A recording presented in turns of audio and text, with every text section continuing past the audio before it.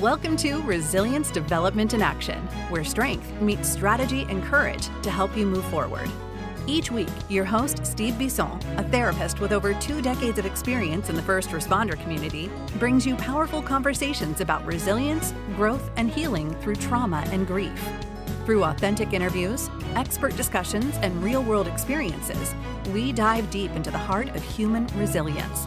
We explore crucial topics like trauma recovery, grief processing, stress management, and emotional well-being.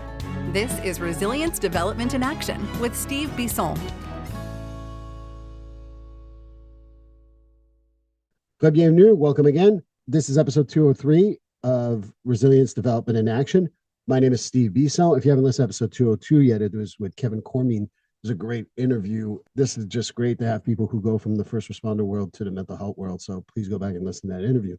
But episode 203 is with Nick Jonsson. Nick Jonsson is an international best-selling author, co-founder of EGN Singapore. He's been a TEDx speaker, and he's competed in Ironmans. He went from a business background, high executive roles, to now spending years after getting to a point where he faced burnout, suicide, and the loss of a friend to suicide. He became someone who is sharing his insights into mental health, leadership, and personal growth. While I love grief, trauma, and first responder coaching and the high C-suite people, they definitely need the same support. So this is why Nick is on. I'm looking forward to hearing his insight. He does deep dives. He shares his story. He'll talk about the suicide of his friend. And here's the interview.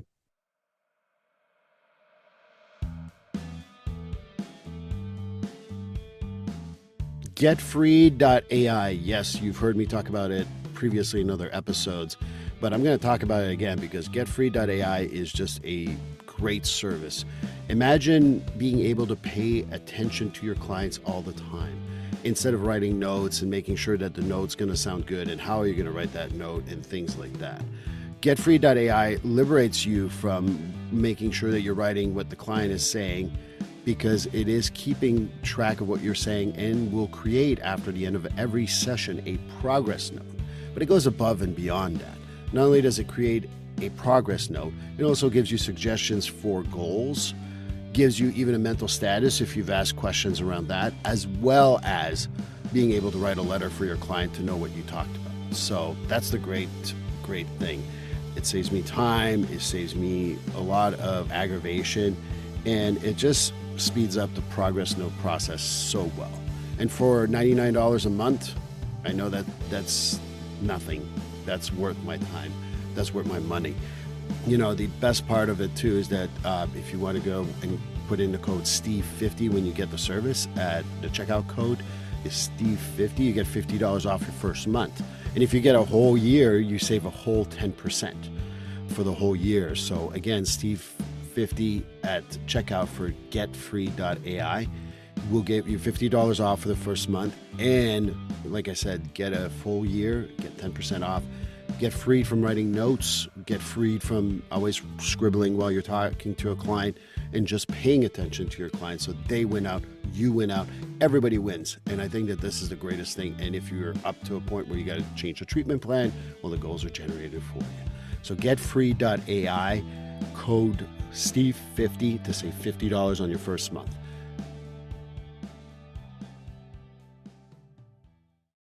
Well, welcome to Resilience Development in Action, episode 203. I'm excited. For those of you who know me and have been listening to the podcast, I am not a morning person. I've got my coffee here, got my water, but I had to get up early because I wanted to meet this man. Nick Jonsson is all the way in right now, Thailand, I think he said at pre-interview. Usually from Singapore, but right now he's in Thailand. And I was reading his story. I thought it was a fantastic story. I wanted to share it with you guys because we're going to talk about people in the corporate world, the coaching that goes with that. We're going to talk about psychotherapy, and we're going to talk about addiction. I'm just so excited. Nick, welcome to Resilience Development in Action. It's great to be on the show, Steve. Thank you so much, and good evening indeed from Southeast Asia. I can't imagine. It's such a weird concept sometimes that we're talking at the same time, halfway across the world, and I'm from the 1970s. That was like a dream in the 1970s. Now it's a reality, and we do it regularly, so it's just fascinating. Absolutely, Steve. And I'm from the 70s and as well, right in the middle of it. Oh, you're 75? There we go. Me too. See, 1975, so 50 this year. So there we um, go. I read your stuff, and I was very excited to have you on. But my audience didn't read your stuff just yet, so they want to hear a little more about you. So can you tell me a little more about yourself? Yeah, sure. So I was born in Sweden, educated in Australia, and then I lived and worked the last 21 years in Southeast Asia. And in very short, I started basically in a blue-collar worker family. My father in construction, that's where I also started. I worked as a construction painter until I had a motorcycle accident aged about 20. And after that, the doctors told me that I couldn't continue to work with my body. I got a neck injury and a back injury and so on. And I had to go back to school. So with that, I transformed my life and became a student again. And that sent me off to Australia to learn English. And that's at least the beginning of my journey. Well, there's so much just in that too. Hearing about construction, being blue collar, and now seeing where you're at today. I've joked around when my clients that I'm a blue collar guy in a white collar job. So I respect that a lot more than you know. Can you tell me more about the motorcycle accident? I read about it, but I'd like to hear more because that's kind of like the tipping point for you, a change in your life. Yes, and at the time I thought my life was over, and that was all I knew. I worked with my body. The way I knew to earn extra money was raising my hand and take extra work on the weekends or work evenings and taking more dangerous jobs and so on. So when I got injured, then I just thought, well, this is not good. I will just be on sick pay, and that's going to not be good money. And because I didn't have an education to stand on, that was really challenging for me. But out of that came the opportunities then, forcing myself then to go back to school. And I didn't even have good enough grades from high school to go to university. So I had to go back to what we call in Sweden almost like an adult high school, where I had to retake the subjects from high school to get decent grades to be able to enter then the university. So that was my journey. And through that, though, I sort of got a second chance in life and a taste for life and a taste for winning, a taste for success that perhaps would never have been given to me otherwise. Yeah? So, taste of success. I'm always fascinated by what people describe as success because your definition of success might be different than mine, might be different than other people. I don't like the description of people telling me success is having $5 million or having 14 cars or having 3 houses. I'm making it up here. To me, that's not success, but success is a little different for me. What is your definition of success? Yeah, unfortunately, the definition of success for me meant what you mentioned there. That was what I started to see, and that was the picture that was painted to me at the university. The teachers was talking about, topping classes, getting scholarships, working hard, getting the awards, and having that attitude of winning. That was success at university, and then that's what I picked up on. And I brought that mentality with me into the corporate world later on, where I started then as an account executive in an American advertising company in Thailand. And I would say that I elbowed my way up the corporate ladder until I reached the managing director position. And then I had what the world defined as success. I defined it as success. That was what everyone saw. But that's when also I started to crash. That was the beginning of my fall. Once I had reached that top, and it was like an illusion to climb that corporate ladder, because once I had that house with 5 floors, driver, maids, and a full squad of people serving me, that was when I was the most ungrateful and sort of unhappy ever in my life. Well, that's fascinating because we talked a little bit about coaching earlier, and it's one of those challenges, right? My experience with people who in the corporate world, they claw up, they work hard, and this and that. Then they get to a point regularly of going, there's 2 things that usually happens. I feel like an imposter. How the hell did I get here? And B, is this worth it? Was this 80, 90 hour a week clawing, doing what I needed to do really worth it? So I'm sure that you've seen leaders have some of these challenges. I'd like to hear more a little bit about that and even talk about your challenges if you want to. Yeah, absolutely. So in 2015 is the year that I'm referring to. That's when I basically I basically start going down. I resigned from my job. Then I was, delusional. I was unhappy, and with that also I lost myself, and I filed for a divorce because I wasn't ready to have any conversations around it. So with that, I became very isolated, very lonely. I then traded my healthy diet for fast food and pizza. I traded my gym membership for a bar stool and basically gained about 50, 60 pounds. And the issue is that on the outside, people thought that, it's good to see that you're not always just working. It's good that you have some fun as well. And I sort of picked up on that, and I just made excuses and said, I'm in transition. I have another new project coming. But that was all lies. I was jumping from project to project, burning through my savings. And before I knew it, I was broke and I would become an alcoholic. So that was my fault. And it took me 2-3 years to slide down to my rock bottom. And to answer your question about others, yes, I've seen it in so many. And if I'm looking at the numbers here in Southeast Asia, around 10 to 20% of all the senior executives here find themselves in that kind of addiction space. Perhaps many call themselves functional addicts, and it could be drugs, alcohol, gambling, sex, or anything else that they seek to be able to cope with all the pressures. But that eventually it only takes something for the wheels to fall off there as well. Well, the definition of success sometimes is like, hey, you know what? You go out corporately and have a bunch of drinks. That's the success. That's a mark of success. And I don't know if that's your experience that you've seen with some of the executives, but I've certainly seen that as, oh yeah, we got to go mingle and have a couple of drinks. And then suddenly it becomes you just drink and you're no longer mingling and you're just looking forward to your next drink. I don't know if that's your experience, but certainly my experience with some corporate level jobs. Yeah, that was the experience I had, and that was how I delivered in Southeast Asia. I worked mainly in Thailand, Vietnam, and Indonesia.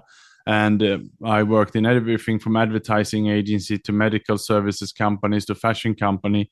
And in business development, it was about taking out clients to entertain them. And it would be clients coming from US or Europe, stopping over in Asia. And you were expected to take them out for dinner and drinks. And it seemed like the more drinks you had, the more assignments you managed to get them to sign up, and they would come back for more. So it was going hand in hand. And I remember my bosses cheering on me, encouraging me to go out and network and entertain as much as possible. And with that, I brought back more contracts. So yeah, at that part of my career, it seems like the more I was consuming alcohol and going out, the better I performed. And the better you perform, but the less you perform really in your personal life, because it's just you don't have a personal life anymore, right? Yeah, and it was destroying my health. The issue is that I was also in denial about it. While I mentioned it was 2015 when it started to become an issue for me, it was early signs already around 2004, 2005 when I ended up in hospital on a Monday with hypertension and the doctors giving me medication and so on. I didn't realize that at the time, and neither did the doctors, that it was alcohol related, but it was obviously after a big weekend out consuming way too much alcohol. No wonder that I was struggling making it into the office on a Monday morning. Those were the early signs, but I didn't see it as that because alcohol is so socially acceptable, especially when it comes to business and entertainment. And on the weekends, also going out playing golf in 40 degrees Celsius, that's 100 Fahrenheit plus, right? And Right. and consuming alcohol, no wonder you're going to get sick. Well, what's funny is that I go play golf now, and this has been a few years now, with a few people who are in full sobriety, and I don't drink when I play golf. I had pre-interview, and you guys heard me on the podcast talk about some of the stuff I went through. Not only is it hypertension, I think that how does it affect even your mentality and how you think about things? I think you become so consumed with either the job or alcohol, but you're never like dealing with other stuff that's happening in your life. Yeah, absolutely. And it becomes a full circle. The issue is that one bad habit or one addiction easily leads to another. And the most people that I work with and coach, especially senior executives, if you ask them about the big issues that happen in their life, if it is that they end up with drugs or prostitution or gambling or losing a lot, and you ask them how did this all start? How did it come about? It always starts with alcohol. They wouldn't say that they've gone out buying drugs or going to see prostitutes and with everything that comes with that. Sober, it normally starts over dinner and then drinks and then on it goes. Yeah, and I think that that's the other part too, is that we start doing things that we're not proud of. And now we start like wanting to drown whatever we're not proud of with more alcohol. So that way you don't need to think about it. I think it's a vicious cycle. And I see that in corporate America as much as I see it in the first responder world that I work with regularly, because, we do stuff we're not proud of, or we have a trauma that comes from it. And it's very difficult. And I think you talked a little bit about your own traumas in regards to getting in a motorcycle accident, having to redo your life, and now suddenly realizing alcohol is taking over your life. Now you got to redo your life again. And that's all traumatic for people, if you ask me. Yeah, absolutely. And it's almost 7 years ago now since I quit drinking alcohol, but it was only after, again, if motorcycle was the motorcycle accident was the first sort of big change in my life, stopping alcohol was the second one. And it was not easy to give it up. It was something that I knew I had to, but I actually had to be quite sick. I had to be so sick and tired that I was sick and tired of being sick and tired in the end to be able to give up there. And I remember at that time life was so miserable. I've written my will, I've written my testament, and I really was preparing to leave this place. I wasn't suicidal, but I was certainly accepting that my body was giving up on me. I was accepting that I was going to die, and therefore I better clean up my act. So that was the stage I was in. And it was only when I started to send out those signals, sending these documentations to my loved ones and people around me. And this time I met a new girl who today is my second wife, and when they started to question it, and I decided to open up to her, and I explained how I felt internally. That was my turning point this time, because then I was exposed, and with that recovery was possible. Recovery is always possible by talking about it. And that vulnerability, I think, is the hardest part. You talked a little bit about what happens when you go into corporate America and all that. The other part that we talked about pre-interview is isolation. And I think that, sometimes alcohol isolates us, and sometimes we isolate ourselves because of the alcohol.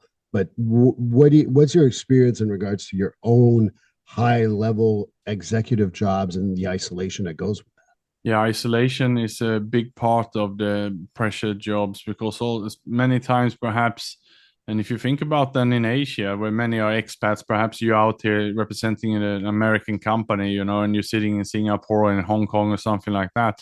You might be the only English-speaking person in that office. You might not have, even though there's a few colleagues who can speak some English, you might not have enough in common to even have a conversation. That's the kind of environment that I found myself in many times. I could be in an office with 300 people and no one necessarily spoke English or was a Westerner. So it was very difficult to have any kind of conversation that was not about work. And if you sit there and, people speak another language the whole time, then that can be very lonely. But it doesn't have to be in a different language. It can just be if you feel as an external, right? And if you also don't have a good connection with yourself, if you're not well by yourself, then you can feel excluded among your best friends. So it starts with us. After all, it starts with us.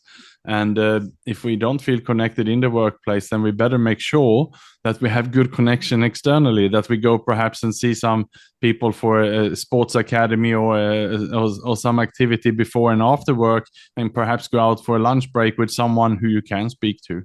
But and I think that the other part that I heard you talk about is, we talked being Swedish, and I experienced myself like, as much as I spoke English, I'm from Quebec, born and raised. In my first few years here, there was this cultural, I don't even know what to call it, but I just missed my culture.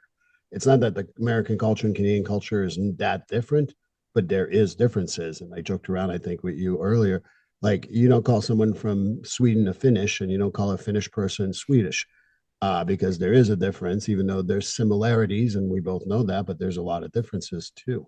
How did you deal with even that cultural isolation, which does happen not only because of corporate America, but like you didn't move from Sweden to Finland like I did from the US. You moved the other side of the world, Australia, Singapore, Southeast Asia. I mean, that's a huge change. Did the cultural shock really affect you?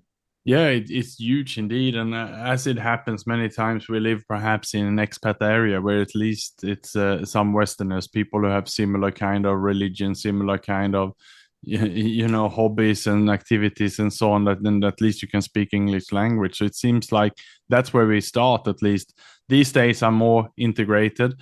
I'm now remarried for 6 years. Also, my wife now is Indonesian. I don't speak the language, but she's very international, and but at least that had brought me a little bit closer to the Asian culture, which had made it a little bit easier also for me to feel at home here.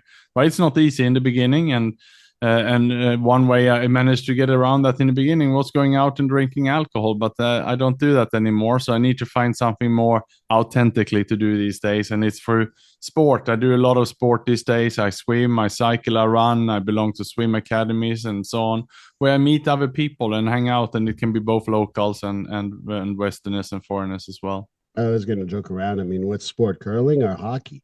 But I was just a joke, obviously. But yeah, there's always these stereotypes, and I understand that. But getting into swimming and running and everything else, did that also bring you closer to not only work being close to other people because you're an expat, but you're also working with being authentically yourself because it's not an executive situation. It's all that. You're just doing sports, you're doing stuff with people. Did that help you become more of who you truly are? Yes, it did, and actually, I really enjoy sport, and I love socializing through sport because I'm an introvert. So I tend to like any activity where you are, side by side, running, walking, hiking, cycling. That's a fantastic place for me to have a conversation because you don't have to look each other straight in the eyes. And you would know this as a therapist, how you set up the chairs and all these kind of things. If you want people to talk, maybe not face them straight in the eyes, which is perhaps not the easiest for an introvert. But I found that really easy for me to chat away. And also when you're running and your heart rate is high and you can breathe and so on, then the conversations tend to be quite positive and deep and so on. So I do most of my socializing these days actually through exercise. So the bar stool again was traded back to exercise. I think that that's a great exchange. If you ask me, changing from the bar stool to sports, but that's just me. But I also think that that brings you more to your authentic self. Do you feel like not only did sobriety bring you there, but also does that help in other parts of your life? Because you were talking a little earlier about the executive. I find that in therapy, you talked about therapy earlier, and even the podcast. If you saw me in my private life versus my therapy versus a podcast, you kind of see the same guy. I'm not much different from one situation to another, but sometimes when you go from executive to family to everything else, you change your persona. So, did you find that executives also struggled with being themselves in particular situations? Yeah, absolutely. I struggle and I see others struggle. It's about putting on that mask and making sure that you are that person. And I remember, especially in the jobs where you had to wear a formal suit, it was not really where I felt comfortable in, and wearing a tie. And I remember when I left that job, I actually donated all my ties, and I was hoping never again. And then last year, I was invited to a dinner when I had to get a tie, so I bought one for just that occasion. But I prefer to be a bit more relaxed and so on. So yes, I'm much more my authentic self these days, being more of an entrepreneur, doing speaking, coaching, training, workshops, and all these kind of things. Even though I speak also at a lot of conferences, and a lot of them would wear suits. I actually come in a t-shirt and a suit jacket, and I'm fine with that. There was only one time they had a requirement of wearing a tie, and yeah, I would play along for one time then, but it's not really me. I respect that, and I certainly am the same way. This is okay, like it, but I'm not someone who likes to wear the same things. I think that showing up with who you are and how you dress is so important. Did you feel that by being a little more yourself, dressing the way you wanted, also created a better relationship with people you're coaching, people in your speaking engagements, and so on and so forth? Yes, absolutely. And I think one of the reasons behind my success in the coaching space is my authenticity. The fact that I'm sharing my story today with you here, Stephen, the listeners, about hitting rock bottom, having fallen into alcoholism and climbing out of that. Those are things that I also share in my book, the Executive Loneliness book. So my story is out there, which creates a lot of trust. People feel quite safe to come and see me. And in fact, if someone applying for a job in my company, I send them a PDF copy of my book and I refer them to page 30 in the book, which is when I'm explaining about hitting rock bottom. So that's the toughest day in my life, explained very much in detail there.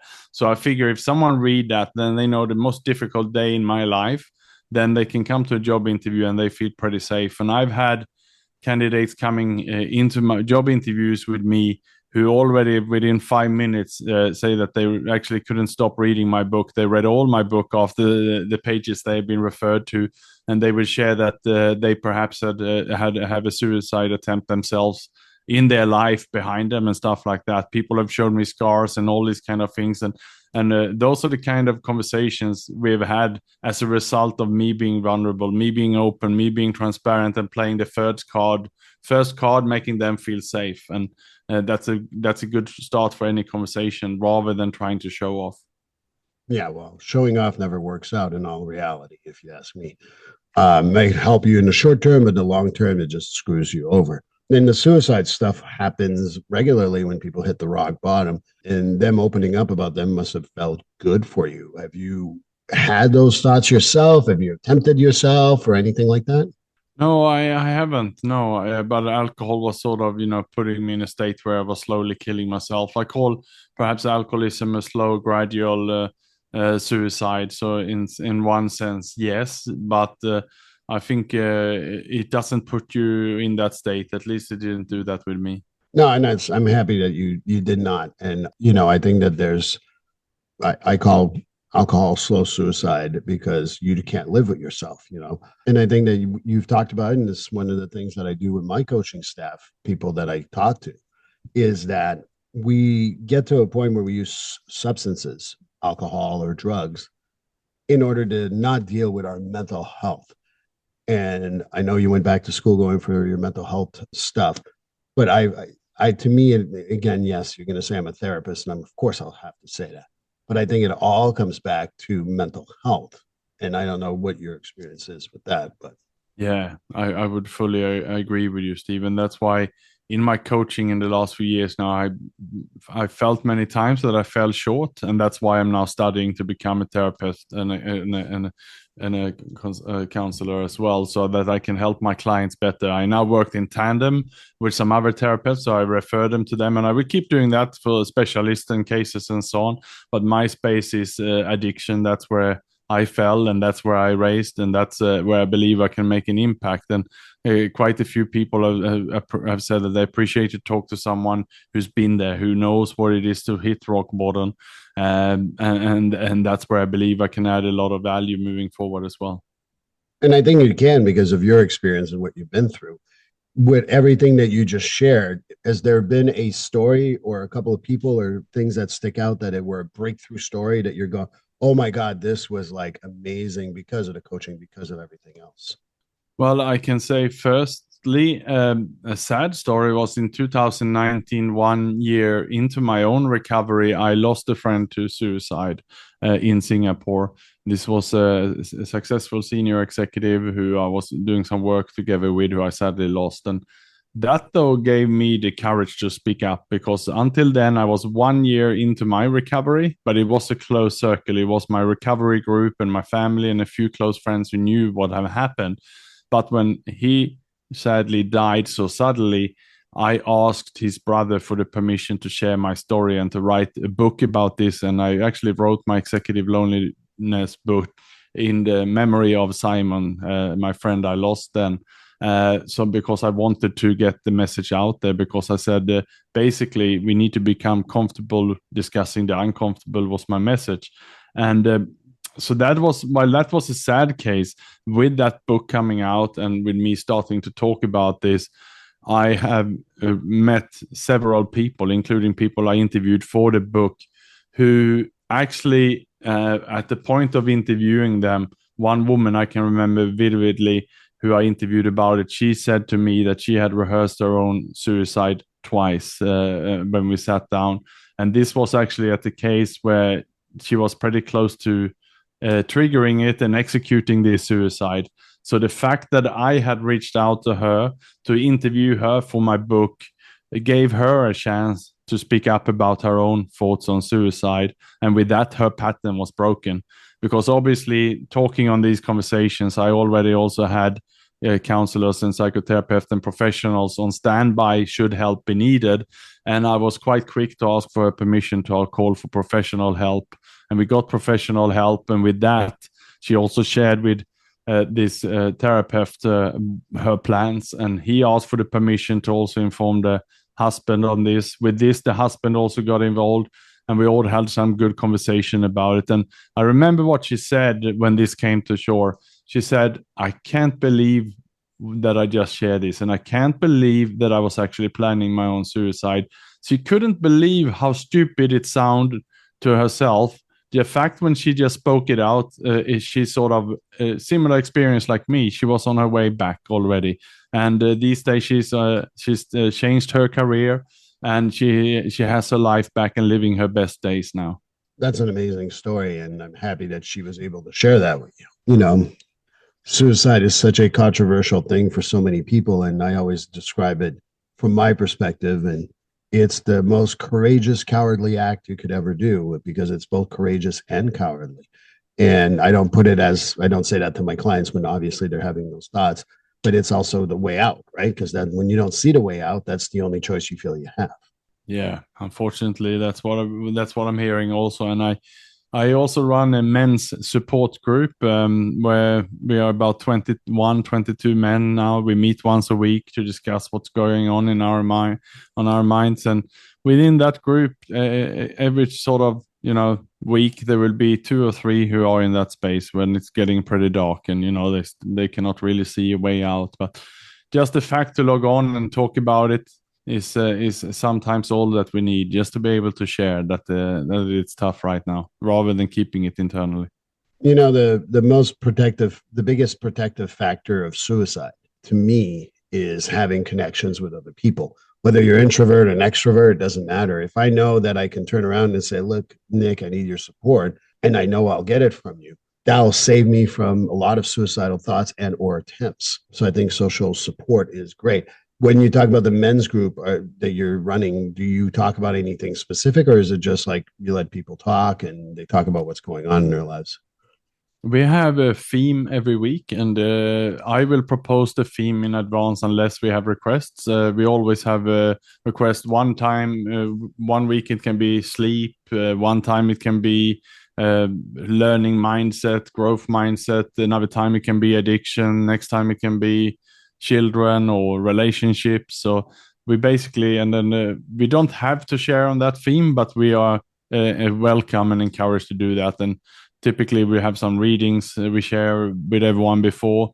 So it's almost like a recovery group, but you don't have to be in recovery or be an addict to join it. And that's why I started. I thought it was so good, and I was fortunate that I had a drinking problem, so I ended up in one of those recovery groups. But I thought then, well, it's unfortunate that you have to become, an addict to get into one of those rooms. So that's why I sort of created this space for anyone, and it's for men. We all go through different challenges. We don't have to fall into addiction to have challenges in our life. I mean, I'll challenge that a little bit with you, and what I mean by that is I agree with you, but I'll add to it. I think that everyone is addicted to something. I think we all have addiction issues. Some people are addicted to their jobs. Some people are addicted to working out. Some people are addicted to the money. Some people are, but there's always an addiction. So that's why when I hear about the exclusionary, well, you're not drinking alcohol, that's the only addiction we address. I always find that like kind of cop out, because I think we all struggle with some sort of addiction. Yeah, absolutely. And I like that. And maybe, we could have a recovery. There should be one of those official 12-step recovery programs, and perhaps for just general addiction. I don't know. Now they all filtered, depending on what addiction. But at the end, actually, it's the same program. It's 12 steps, right? And it's only one of those 12 steps that is about, is it drugs, alcohol, sex, or whatever it is. The rest is the same. I mean, you talk about sex addiction, you talk about other type of addictions. To me, they're all the same in the sense that they have a common theme. You're trying to solve some of your mental health issues by going into addiction. You feel lonely. Sometimes people will throw themselves into work or workouts so that they don't need to deal with their loneliness. my experience is that you should have you're right. Maybe me and you can come up with a nice general statement. And we can have men's group and women's group who talk about their supports that they need in regards to working out on sleep. Talking about sleep, talking about eating healthy. And I always talk about nutrition versus diet, because that's the most important part. And really paying attention to your body, like if your body aches somewhere, pay attention to it. What are you going to do about it? But I think that that's what sometimes addiction gets you. Oh, I feel a little pain here. Let me put a little alcohol on it or put a little pill on it. It'll go away. It ain't going to go away. It's just going to be covered. Yeah, exactly. I agree with you there. And also I should say that, it's not only men's group I run. I also run confidential peer groups for senior executives. We have also groups for entrepreneurs where they discuss with like-minded mixed groups then at their seniority level. And there they mainly discuss work-related matters. So the pressures at work and the biggest challenges they discuss in the group is how to manage upwards, how to manage the boss, the board, the partners, the owners, followed by recruitment or staff retention and all these things that people would have in common. So they have a place where they can discuss these challenges and support each other. And also for entrepreneurs, because entrepreneurs can be very lonely as well. So that you have other entrepreneurs to have a group where you can discuss your challenges and help each other. We also have women groups for the women, and my wife is actually leading that initiative. So I believe we need these safe places, and sometimes we need perhaps just between us men have some conversations, and I think that's fine. Yeah, and I think that we got to celebrate these differences without saying that it's special. And I think that that's how I perceive it, is that I have a group for first responders, for example.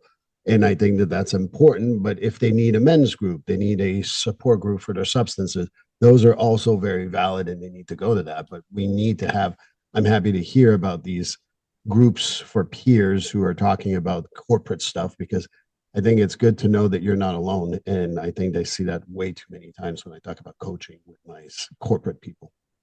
Yeah, certainly. The corporate world can be lonely and isolated, as we discussed before. And it's also a fine line how vulnerable you can be in the workplace. Yes, you should be vulnerable about the challenges you are facing at work. If you are, for example, in my case, I was not very good at Excel, but I was too scared to go to admit this to my boss. I wanted to come across as perfect. So I didn't share with her that I needed support with Excel. And then I made mistakes and I covered up for that. I should have been vulnerable. I should have said, I'm not so good at this. Can I get some help or can I get some support? But I wasn't. I was scared to be judged and so on. That's the vulnerability we should have. But I don't encourage people to come in and share everything that's going on in their personal life in the office, because that could be used against them and gossiping and so on. That we need our safe places. Perhaps one or two colleagues we can share things that we're going through personally in the office, but not overshare with everyone. That's not my point in vulnerability here. And I think that that's where people have to understand about oversharing versus vulnerability. There's a very thin line between the two, and finding that actual line is always very important, very difficult. So I agree with you. Well, I would like to get your word out, get everything. Where can people reach you? Where can people go find you? I'm quite active on LinkedIn. So if anyone is on LinkedIn, they can look up Nick Jonsson, and it's NickJonsson. Otherwise, my book, Executive Loneliness, is on Amazon, and it's also on Audible if someone prefer the audio book. Okay. And then what I'll do is I'll link to the show notes, your book on Amazon. I will also link your LinkedIn profile, and then I'll put in your website so people can go and get it. So that way they'll know how to like spell Nick Jonsson. Because when I wrote it down the first time, I screwed up. So that's on me. It is the Swedish the spelling of the word. So for all my American and Canadian friends listening, yes, it's the Swedish writing of Jonsson. Fantastic. Well, thank you so much. Nick, I really appreciate you. Truly, your vulnerability and your ability to go from subject to subject was really appreciated. And I thank you for your time. Thank you so much, Steve. Thank you for episode 203, Nick Jonsson. Really appreciate you having there. Hope you join us for episode 204 with Bet Saldo. Please like, subscribe, and follow this podcast on your favorite platform. A glowing review is always helpful. And as a reminder, this podcast is for informational, educational, and entertainment purposes only. If you're struggling with a mental health or substance abuse issue, please reach out to a professional counselor for consultation. If you are in a mental health crisis, call 988 for assistance. This number is available in the United States and Canada.